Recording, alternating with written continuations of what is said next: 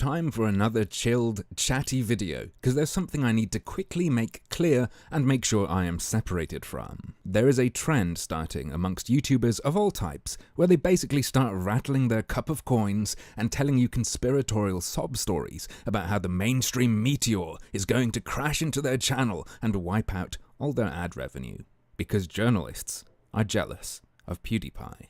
Oh yeah, news outlets are also terrified of some dorks in their bedrooms speaking into webcams. They don't want YouTubers to be able to compete, so they're conspiring to cut off ad money.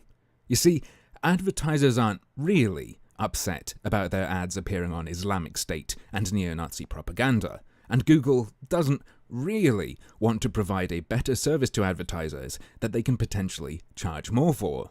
It's just the news media tricking them into thinking that's what they want.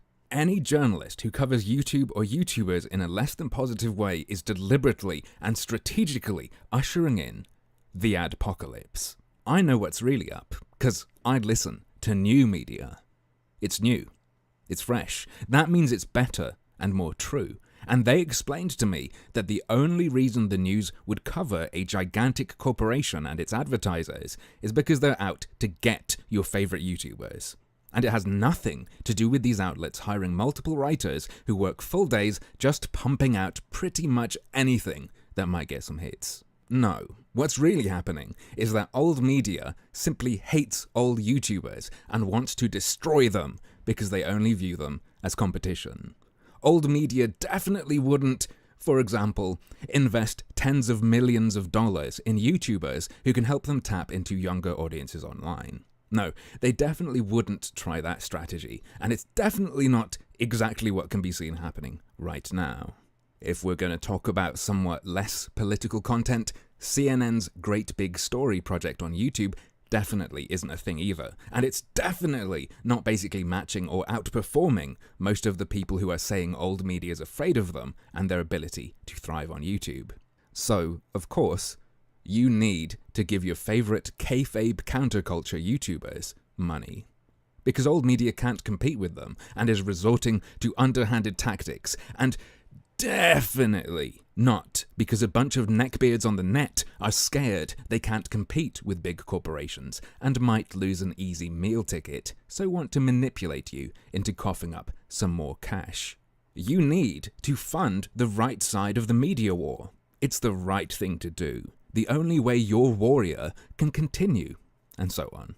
If you don't, the West will perish, or whatever their audience is worried about will happen. Maybe you'll have to deal with the horror of less content to listen to in the background while you play games. After explaining all this to you, they'll continue by explaining the various ways you can rescue them with your wallet.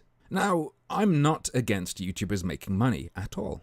In fact, I sell merchandise, I use AdSense, I have a Patreon account, and so on, much like many of the people I'm describing. And it's actually because of this similarity that I want to make something crystal clear. I am absolutely not on board with the "you need to cough up cash or vital voices will be lost" narrative.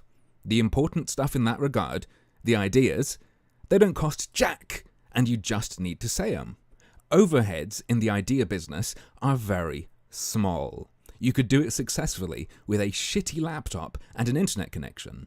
If someone's saying they've got valuable thoughts that should be shared, but will stop sharing them if they don't get enough money from you, that's a rather egotistical hostage situation that I have to say disgusts me.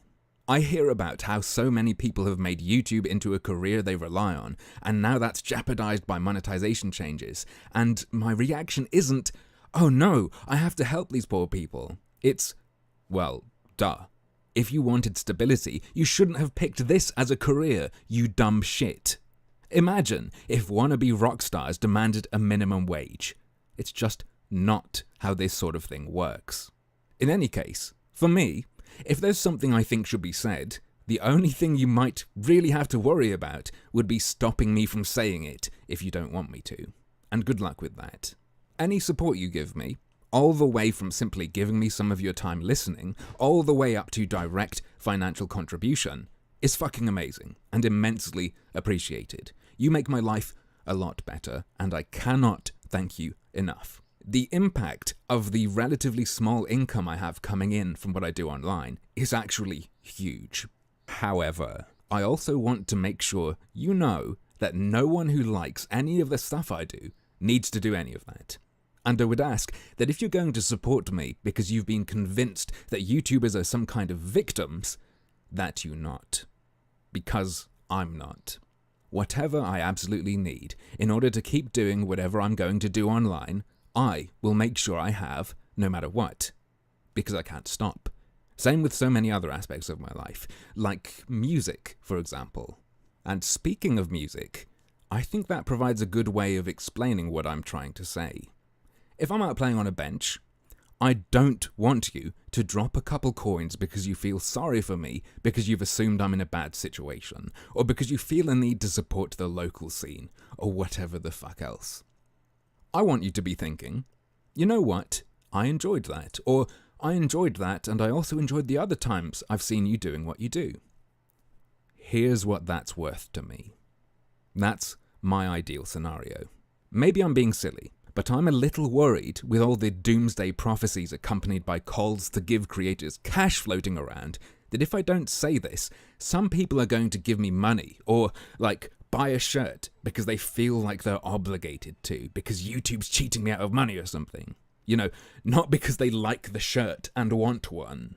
And I worry about that because some of the shit I've seen, the digital panhandling, makes it sound like you guys need to fund soldiers for a war against the evil forces of old media.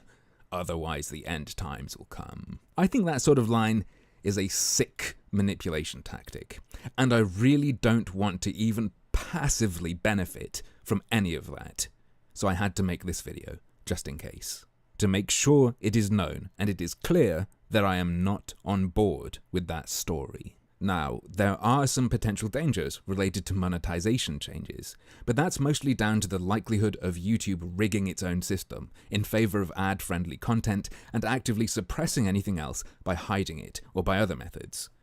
YouTubers getting paid less isn't that big a deal, especially not in comparison. I mean, no matter how much money you throw at your favorite personality, that's not going to change any manipulation on YouTube's end, is it? What's hidden will stay hidden. It'll just be better financed, hidden content. You could even argue that takes away the incentive for YouTubers to fight the system of censorship because, hey, they're getting paid even though their stuff's being suppressed, so who cares? Finding a solution to YouTubers not getting as much money as they desire shouldn't be a task you are burdened with and guilted into solving. Because that part of this whole issue really isn't and shouldn't be your problem. But, as usual, that's just another one of my harmful opinions.